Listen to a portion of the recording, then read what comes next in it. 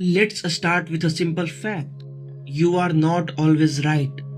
I know, tough to hear, right? Feels like a direct attack on our Indian DNA, where every family WhatsApp group has an in house expert on politics, cricket, and Bollywood scandals. But the truth is, even if you are right, rubbing it in someone's face is the fastest way to make them resist your point. Imagine you are at a family wedding, sitting with your uncle, who has suddenly turned into a WhatsApp university professor. He is confidently declaring that the earth is actually flat. Now you know for a fact that he is wrong. But if you bluntly say, Uncle, that's nonsense, what will happen? He will defend his research even more passionately.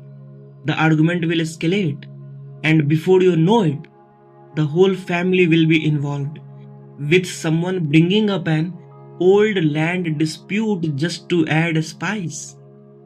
See, proving someone wrong directly never works. People don't like being told they are wrong. It hurts their ego, their pride, and their sense of intelligence. And when egos get involved, logic goes out of the window. You need to accept that you don't have to be right all the time. Even if you are right, what's the point if the other person refuses to listen? You might win the argument, but lose the relationship.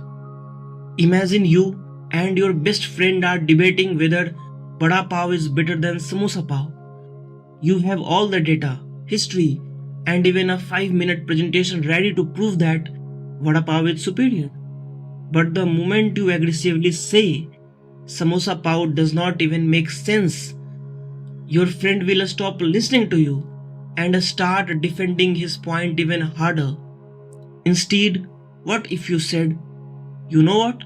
You might be right. Maybe I have not given Samosa Pav enough credit. Let's think about it. Now suddenly he is more open to hearing your perspective because you respected his perspective. The magic phrase is, I might be wrong, but let's look at it. This sentence is pure gold. It removes opposition. No one will fight if you admit that you could be wrong. It encourages the other person to also be open minded and honest. Be diplomatic, not brutal. There is a big difference between saying, you are completely wrong. This is offensive, egoistic, and argument triggering. Instead, if you try, that's an interesting perspective. I never thought of it that way. This is respectful, engaging, and smooth. Put yourself in the other person's shoes. How would you feel if someone aggressively shut down your opinion? Not great, right? So don't do it to others. In a classic family, where your mother believes rubbing ghee on a burn is the best medicine, if you say, no mummy, cold water is better, now mummy gives you that look, and congratulations, you have just offended generations of wisdom. Do you want to be right or want to be liked? If you always insist on proving people wrong, soon enough you will have no one left around to argue with. People don't enjoy the company of someone who constantly corrects them. Don't be that person. You don't have to attend every argument you are invited to. People don't resist change, they resist being changed. Respect their opinion. Admit you could be wrong and watch them actually listen. Want to be right or want to be liked? Choose wisely. At the end of the day, life is too short to fight over who is right and who is wrong. Be smart, be diplomatic, and most importantly, be kind. Respecting other opinions does not make you agree with them. It just means you value relationships more than unnecessary arguments. And trust me, that's a life skill worth having.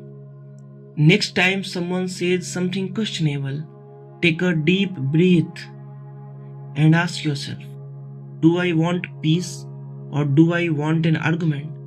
Choose wisely. Words are like swords, sharp and bright. Yet wisdom whispers, choose your fight. To win an argument, stand so tall, but lose a friend, that's quite a fall. You are wrong, you shout, a battle begun. Yet hearts are not changed when fights are won.